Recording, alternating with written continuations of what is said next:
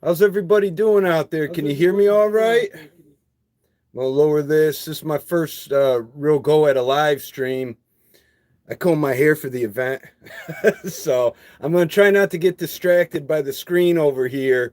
I put on the airplane mode, but the thing is still shaking. So I don't know what that means, but hopefully we'll get through this all right. But guys, if you have any questions or anything, open to answering things, talking about books, whatever you want to do here.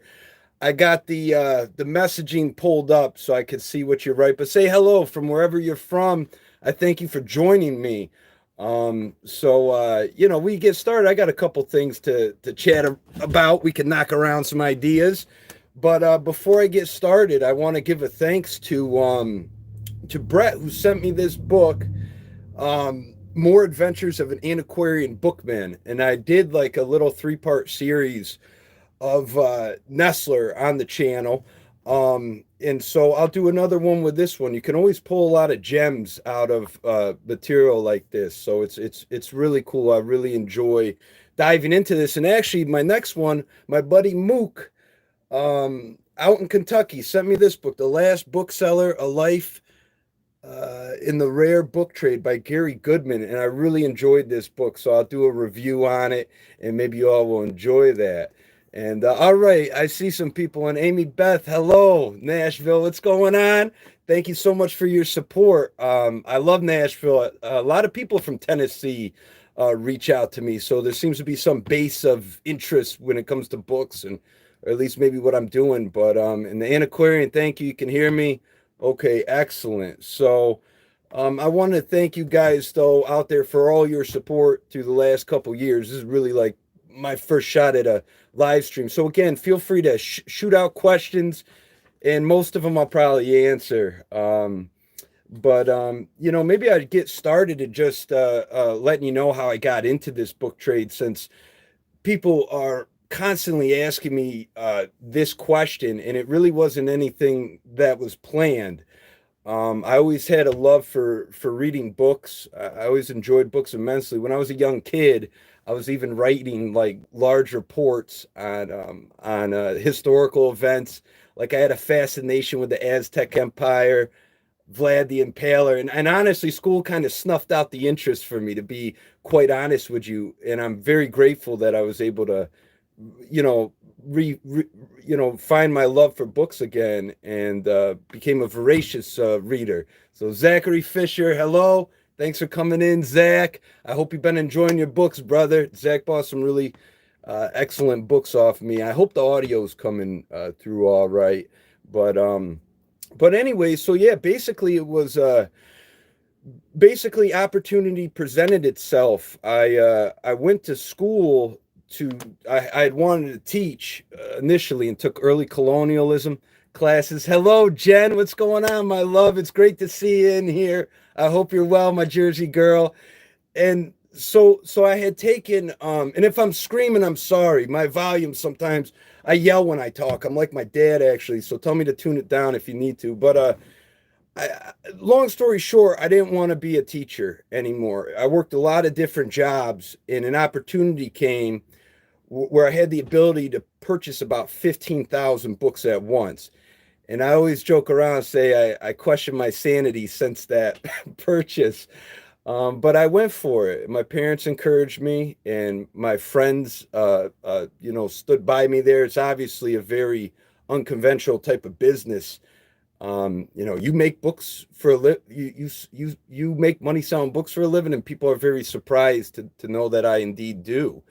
So there was a lot of pressures and a lot of stresses early on, and I'm going to leave out a lot of detail to because maybe I'll fill in the holes as the time goes on.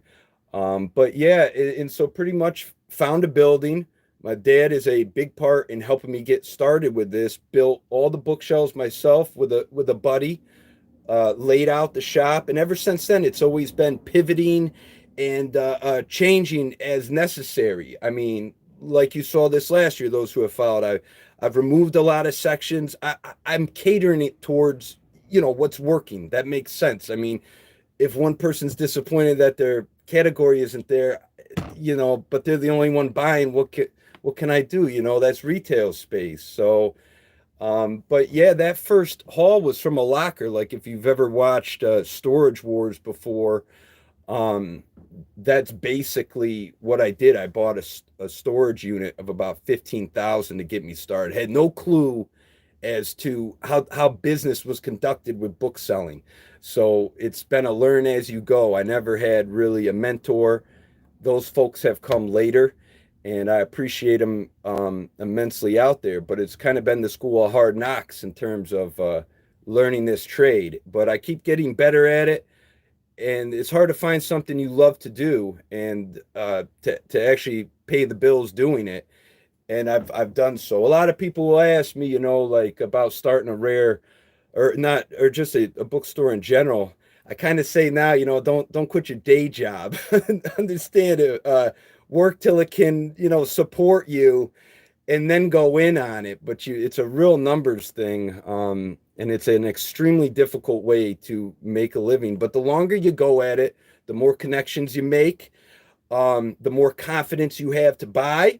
And it's a beautiful thing. And you meet some of the most amazing people along the way, like even you folks in here right now. I've actually met you in person, and it's been a wonderful experience. I couldn't ask for a better thing to be doing with myself right now. So now, one way, just a little tidbit of information as to how I've been learning a lot lately. I've actually been learning a lot from like dealer catalogs. Like this is Swan Gallery auction catalogs, and you can see the pricing and whatnot, and how they price things, and from individual. Whoops, hold on. Individual booksellers. Like here's one, Heartwood Books and Art, and my good buddy Bob gave me a bunch of these, and so you can see how they kind of go about the business. Can you see that good? How they price, why someone needs to buy this book, why it's an important book for their collection. You learn how to sell a little bit too, in breaking down materials. So these have been an excellent guide. Hello, Dwayne Cormier from New Orleans. How are you? Feel free to say hi, guys, in the chat as you come in. I won't bite. To be quite honest with you, it's a little nerve-wracking doing a live chat. I have no idea what to expect, but if you have any questions, feel free to shoot them out. People send me questions a lot, and I tell them, hey, I mean, I'm going to do this live chat thing, so if you have them, I ain't going to be here all night with you unless someone's providing some booze. So, but I did make a couple little notations of some funny stories. Like I might as well tell you in the beginning of this business, I had worked for months. I had cashed in all the bonds that family had given me when I was a baby to support myself while I was creating this space. So I kind of sailed the lifeboats behind me, quit my job and everything, and I just directed all the attention on this. And I don't know if it was the smartest move to do, but sometimes you could sit there and overanalyze something. You go over and over and over, and then you never actually pulled the trigger. So it was probably a good thing in a lot of ways that I did just jump into it. It was painful certain ways, but it might have been a good thing because I might have never done this. Um, but so I had been working on setting up this shop, and I'll just tell you this story. I had gone out the night before, and I was 2 weeks away from opening this thing, and I went to a big party in the field, and we were setting off fireworks, and a firework slammed into the back window and blew it out.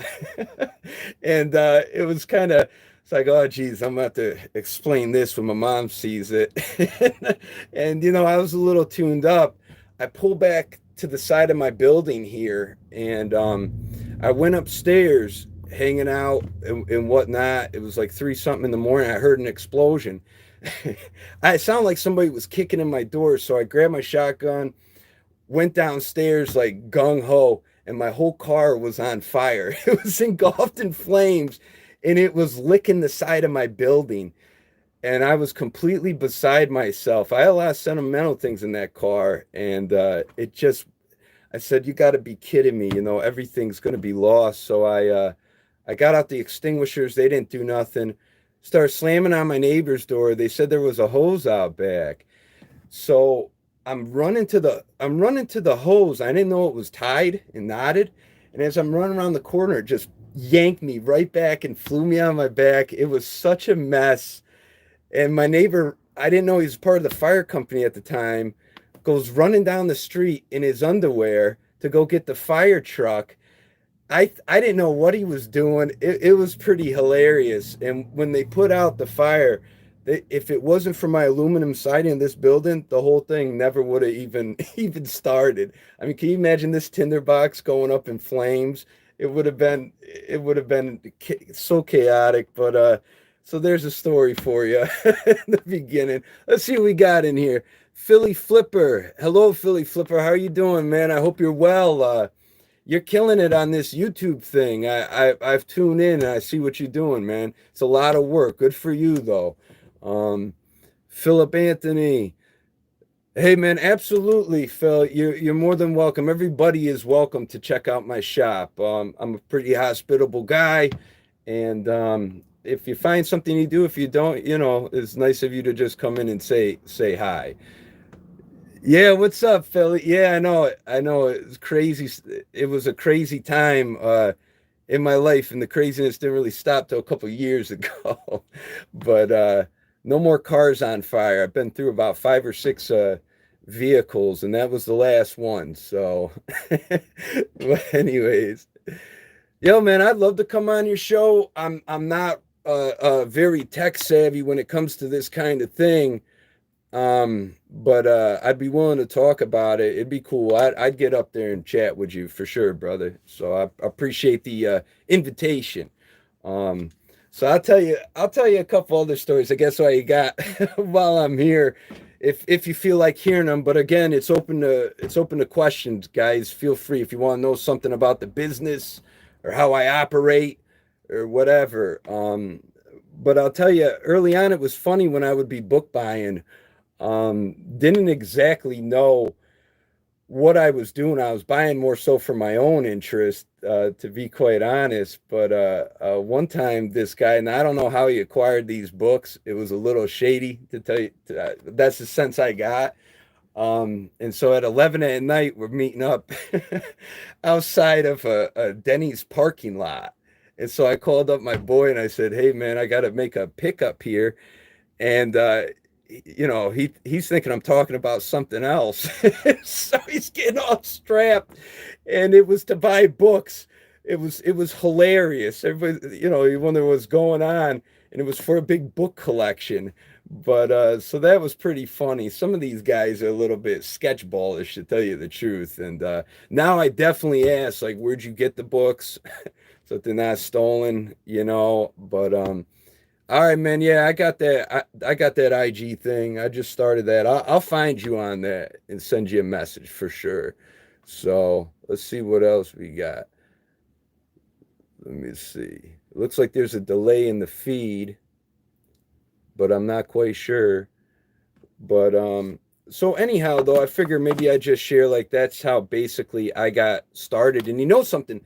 Every single guy, like I went to do my homework. It was like I went to dealer shops like in a local radius to see what kind of attention they're getting, how many people are coming in their store. I went consistently and to pick their brains. You know what? Every single one of them told me not to do it. I understand why now they said that. Um, because of how difficult it is. And I would recommend anybody getting into it to definitely do your homework, your demographics of your area. I personally am maybe a little bit unique in terms I'm literally in the middle of nowhere. I have more subscribers than I people in this town. So it's kind of it's kind of funny. They all call me the Smithville librarian. So, but I think they get a kick out of it. I'm about to give reading lessons soon, so get them up to par with me. But yeah, when I went to investigate like how these places operated, um, I noticed there really wasn't a lot of people, and still to this day, when I go during the week, coming into their shops. They have way more bigger businesses than I do. So I said, "What's the sense of being open every day of the week?" So I opened just 2 days or 3 days I started with. Now it's down to two, and I don't open till noon because I like to be able to get to estate sales and whatnot early on if they're worth it and get back. So that's why I'm only open 2 days. And during the whole week though, I am working in here. I'm always trying to list. I'm right now in the process of pivoting a bit due to the economic situation of the country. So I'm always kind of pivoting. It's always continuing to develop and refining itself. And it's all through just continuously learning and through my experiences. So, but it's a blessing to do this. Let's see who's in the chat. Looks like, did the chat just X out? No, there it is. All right. Yeah, that parking lot pickup took me back a few years. Yeah, my boy Highlander there. We were talking earlier. He went on it with me on the old parking lot pick. So it was pretty hilarious. Felt like a drug deal going down. Talk is chic. Let's see. That book meetup sounds like shenanigans. Love your video. Yeah, I always tell people. I used to joke around because when they would be like, "How does he sell books?" and I would joke and say it's a front. Like when you're looking for that Mark Twain, everybody, in the circle knows what a Mark Twain means. If you want that Hemingway, I got you.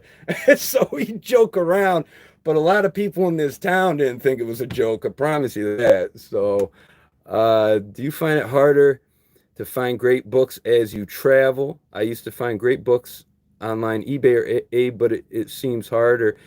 Yeah, I used to monitor eBay for specific titles and content. It has gotten a bit harder. On the road, what I do, and when I'm visiting these bookshops, is I'm looking for that out of place kind of content. Like if they have um, a strong, maybe I don't know how to else to say it, but maybe markup on a particular genre, and that's their field. Sometimes I tend to stay away from that a little bit and try to find the weak point in the shop. And um, I'm always able to find something in somebody's bookstore that I can make money on. Though I haven't had that problem on the travels that you saw me go through.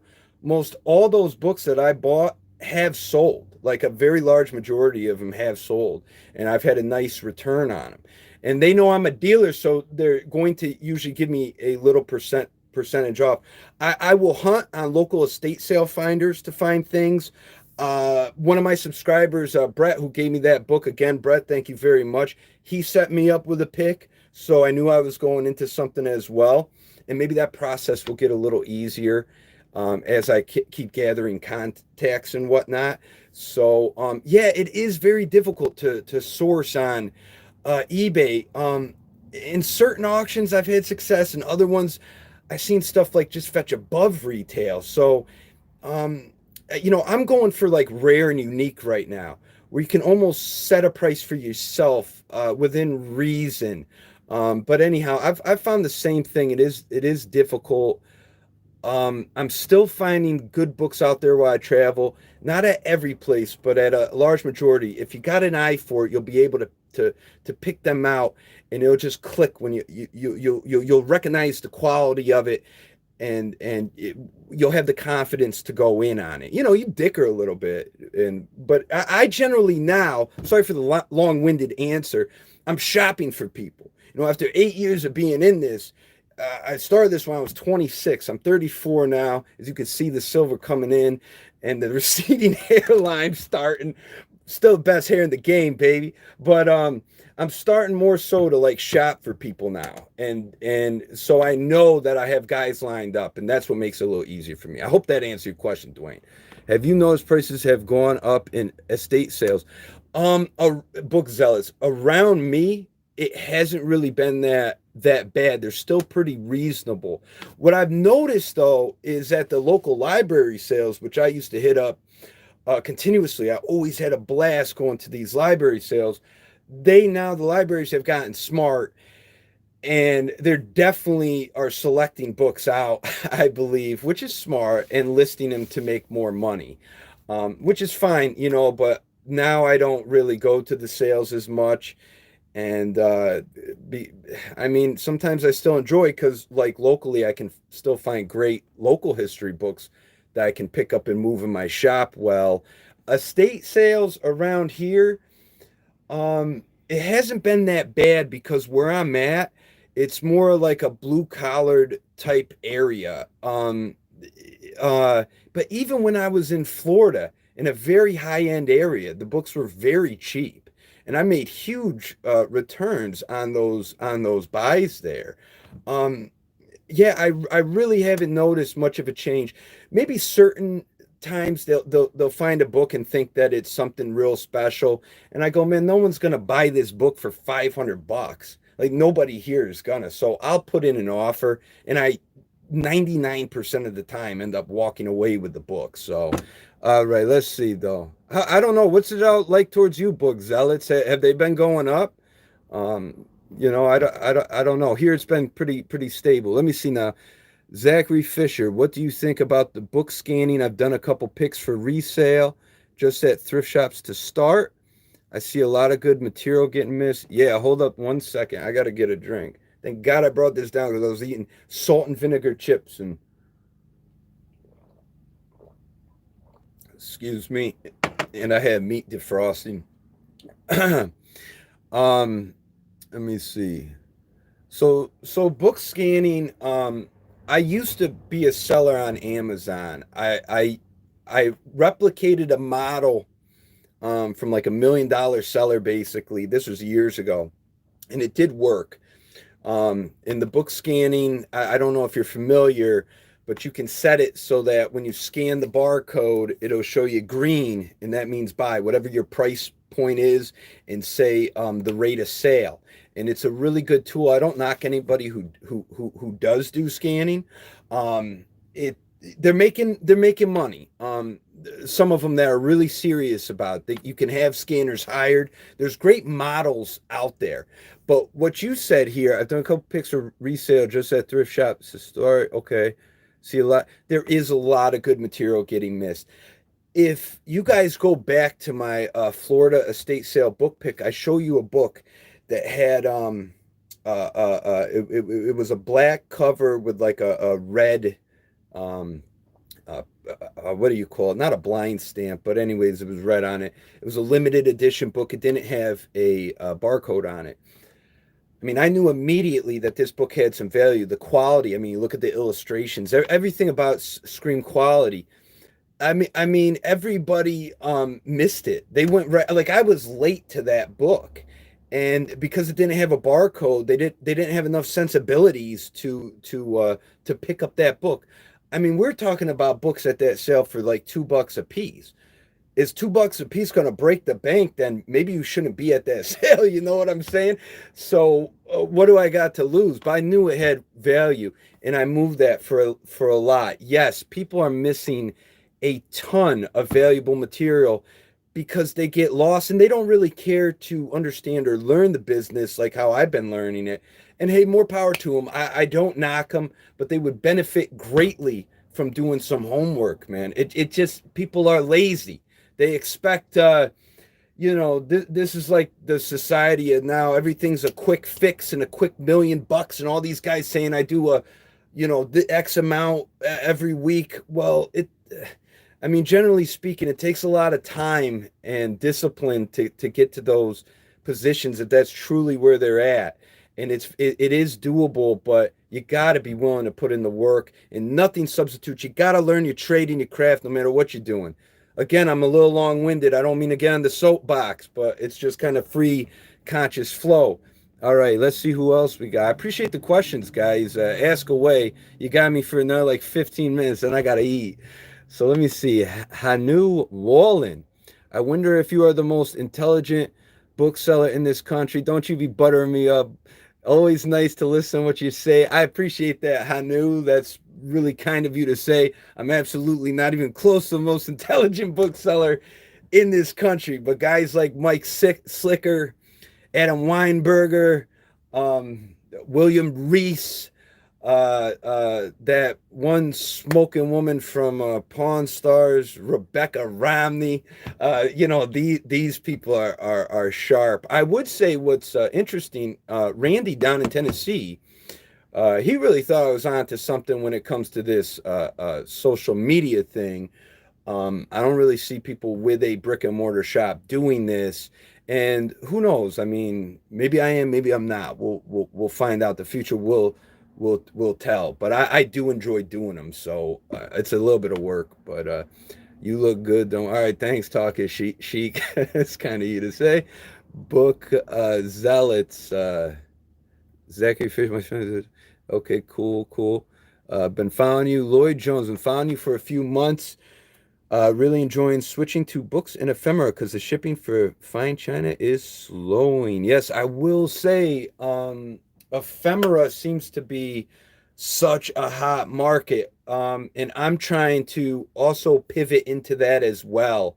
Um, it's so simple because it's a two-sided, right? A paper. You scan in both sides in your computer and you're done. You could do probably 1,000 pieces in a day. I mean, maybe I'm being a bit too much, whatever, but you can get a ton listed. And I have been seeing ephemera prices really kind of going up, but a lot of it's very unique and you can set prices almost. And I think Etsy's a real good place to do ephemera. But yeah, I'd like to personally get into more of the trading cards, tobacco cards, postcards a little bit, unless if they're like real photo images. Um, what else? But I love the colors of them. People do scrapbooking and stuff. Like them. They're really nice. So yeah, I'm expanding into that coming out at sooner than later. Well, I've been dabbling. So yeah, let me see. Randy is great. Hello, Amy. Oh, I missed something. We still need book peddler merch. Yeah, I don't know if maybe at some point I'd like to, maybe if the channel keeps growing, I will do something in that end. So if you guys want to buy a read or die shirt that has the book peddler on it, it's great promotion. I guess someone's wearing your t-shirt or whatever. So, maybe I'll get like book babe shirts made up or something for you ladies out there if you want them. I don't know. But let me see who else. Amy Beth, Randy is great. I'm glad you went to Elders. Are you still going to do an interview with him here on YouTube? Yes, I definitely plan on it. I'm actually going to call Randy this week and touch base. He was an awesome guy. I went there twice actually, and I really enjoyed our conversation. He had a lot of really great information to share. So that was pretty cool. It was really enjoyable, and I always can glean so much information. These guys are very willing to share information, and it's pretty it's pretty great. What I've learned during my experiences here is a lot of these older guys, I think they see like a younger guy, trying to to do something like this, and most people want to help. They want to see you be successful. There's also people that only maybe want to see you be somewhat successful. And there's some people that talk a lot of bullshit, but that's what you're going to get. There's a lot of that out there. And actually, that was one surprising thing for me when I started was actually more so of a lack of support, to be quite honest. A lot of support among friends and family. And I'm not going to get too much into this, but it was very surprising. A lot of people will, it sounds good, support small businesses, but the reality of it is the most people that give you business are actually the ones coming from outside your area. So, that's my experience, and also a lot of other people in business that I've talked with. So let's see, my X-rated book coming out. No, sorry, buddy. Any book that doesn't have a barcode and can, oh, this conversation, Sting to catch, yeah, funny, I guess. Orange River, must be having a boring night. That's what my son wants to do. Oh, sorry, you guys are having your own conversation. Book babe, yes, please. All right, talking chic, you got it. This book is bugged. I like that, Jen. That's slick. Jen likes my sign. I have a little sign here that says this place is bugged. that my mom gave me, and I put it up when I opened the store. It's a cute little sign. So I like that. That's good. Any shirt ideas? Shoot them out. I'll write them down at the end of this. Sorry, Phil, for taking up some of the chat. Oh, what does a Mark Twain or a Hemingway mean? Mark Twain means I got that fire, son. All right.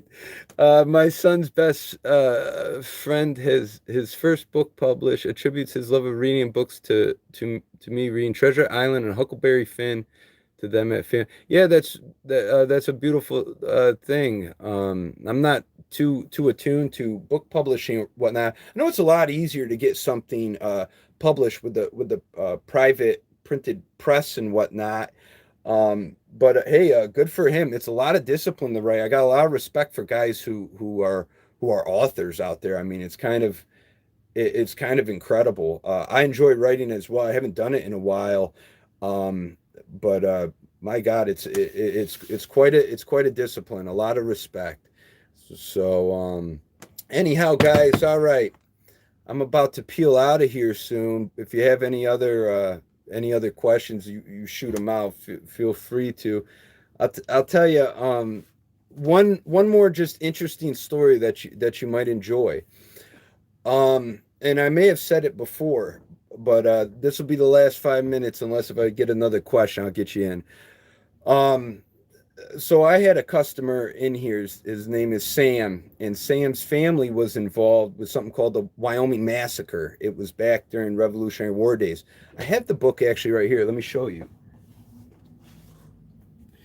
So it was by a Charles Miner, and this is a really cool story. So Sam was one of the first people to come in and give me business still to this day. And so this was in Wyoming, Pennsylvania. And Sam immediately was telling me about what happened, like the Indians and the Tories and whatnot were slaughtering the town basically in Wyoming. It was a huge skirmish, and his ancestor was involved in it. Well, guess what? In this book was a an interview with his ancestor, Sam Finch, on the incident. It was truly incredible, and he found that, and that was so awesome to connect this book with him. It was unbelievable. He got so much joy out of it, and to further along that story, 2 years later, when his family fled the Wyoming area, they went to a place called Delaware County in New York, which is about 30-40 minutes away from here. That county, close to Oneonta, and I had a Bible come in that was purchased from that area, and it was sitting here. And Sam came in, and it was a big, beautiful Victorian family Bible. And he starts looking through it, and he goes, "This is my family's Bible." I go, I didn't. I was like, "You got to be kidding me!" Like I thought he was full of it. And I get looking, I go, "Oh my God! All his family is in this Bible listed." And so that is one of my favorite stories of owning this shop. Was reconnecting Sam with basically a piece of his family's past. It was like a needle in a haystack type find. So I love that story, and it makes me so happy to have been able to do that. It's one of my favorite things that has happened to me since I've opened this shop. And he carry around his truck to this day and show people. It's quite incredible. So, okay, guys, I think I'm gonna be out of here. Let me see if anybody has seen anything, saying anything else. Hello, Enoma Books. Thank you for joining in. Um, yeah, it's an amazing story, right, Amy? So, let me see. You mentioned trade cards. It is best never collect things that have been produced only to be a collectible. I agree. Yeah. Seeing the amount of trade cards produced and their prizes, they will go like Bitcoin. Yeah, I agree with you. I agree with you for sure. Um, again, I'm just starting to dabble into this whole thing, and I'm going to be learning for sure off of people maybe like yourself that are far more experienced than I am. So, but I do know that there is an interest generally in ephemera, steel engravings, all sorts of stuff, advertisements out of books. It's pretty incredible. So, just getting into it, sheet music, all sorts of stuff. So, all right, guys, that's my first live stream. I hope it went all right. I feel like I talked my voice out of existence. Well, I guess I'm a talker. There, we got one more question in from Booksales. Do any of your local colleges have book sales? Yeah, there's one that does, but they're generally pretty weak, to tell you the truth. Usually just, I mean, look at the book sales that I used to go to. I used to find a book that would pay for the trip and pay for everything I bought. Um, it's just gotten a lot weaker. I think they're actually hiring out people at the book sales and the thrift stores, and if they haven't yet, they absolutely should be, to list online on their behalf. I don't know if that's happening in your area, but I have a sense it's happening in mine. So actually, what's kind of nice is that guys that do depend on going to those sales, I guess it kind of lessens the competition for someone like myself. And I had people continuously bringing in material every weekend. I'm open to buy or giving me a phone call to buy and check out their collection. A bunch of them I turn down, but I get in better stuff than I do anymore trying to hunt down books. Generally speaking. So yeah, the college book sale is kind of weak. I'm not really, about it. Now, let me see if there's anything else. Okay, so I'm glad y'all having conversation with yourself. I love all you guys, man. I just want to say I appreciate all your support. It's a blessing to have you in my corner, and it's very encouraging that people are interested in books and people are reading books, and you've been following me on this journey and kind of learning with me, maybe in a lot of ways too. I've learned a tremendous amount, and I try to share with you what I've learned. Some people might get mad because it's like, oh, don't let out the trade secrets. But it's like, I mean, one thing that I've learned is that usually most people aren't going to do anything with it anyways, to be quite honest. A lot of people have a million ideas, but an idea is a dime a dozen. And to implement an idea and actually go through with it is another thing. So that's been my experience. So next time, could you talk about shipping high dollar fragile books? I'll talk about it right now, real quick. What I do is I get insurance on them generally. I don't know what high dollar means, but if the books are over like $1,000, uh, that's what I'll do, and I'll wrap them with a tissue paper. I'll bubble wrap them. I pack the box with fill paper, and they always get a box, and you try to cushion them well, tape them up, and then I brown paper the box. That's kind of how I do it. That's how I've been doing it. But sometimes, like when I've been in a rush, I've kind of mucked up a little bit, to tell you the truth. It was like, shoot, I shouldn't have rushed that. And then it's like praying it gets to him safe, but I'm always on a deadline. I have to get that book out. So just take your time with it. And what I do, again, if it's like leather books, like something like this, I tissue paper it, bubble wrap it, get it proper cushioning all around the book. I put it in a box and then brown paper the box. I think like that's a proper, appropriate way. Sometimes I will do, what do they call it? It's a particular type of shipping where they're supposed to separate the package from the rest. And that's like an extra $10. But what the post people told me is that really, so I stopped doing that because they said it's really just kind of a waste. They still go in with the general packaging. It's kind of a tough thing. I'm always stressed out. I had to ship a set of books to Alaska. It's gonna be like 16 days to get there, and I was very stressed about it because that box is getting bounced around. So just try to insulate it the best you can. I mean, I can't say I've never had a return. One was a BS return. I've had two returns in 8 years though. So I'd say that's a pretty good track record. If anybody out there was ever not happy with what they've received or it's not what they expected, I will always help them out, and I always would give their money back, and make the process easier on them. But my track record shows that I'm pretty consistent, and I try to pay pretty close attention of how I'm shipping my books properly. I will say common books like this, like $10, depending on certain things, but sometimes I'll just put them in a big bubble mailer bigger than the book so I can actually like double wrap itself and then tape the ends and whatnot. So, okay, I hope I answer that efficiently. Um, Let me see. Yeah, well, I'm glad you thought it was fun, Book Zealots, and I appreciate you joining in and everybody who's stuck with me here. Listen to my long-winded answers. So that's how I ship fragile books, and insurance isn't bad either to get on them as well. That's another topic, though. I don't want to get into. I got meat, defrosting. Okay, thank you very much, Book Zealots. Excellent live. Thank you, Islander. Guys, that's it for me. It's getting dark out, and I need to get some food in me. I appreciate everybody joining me on this live stream, and thank you for participating.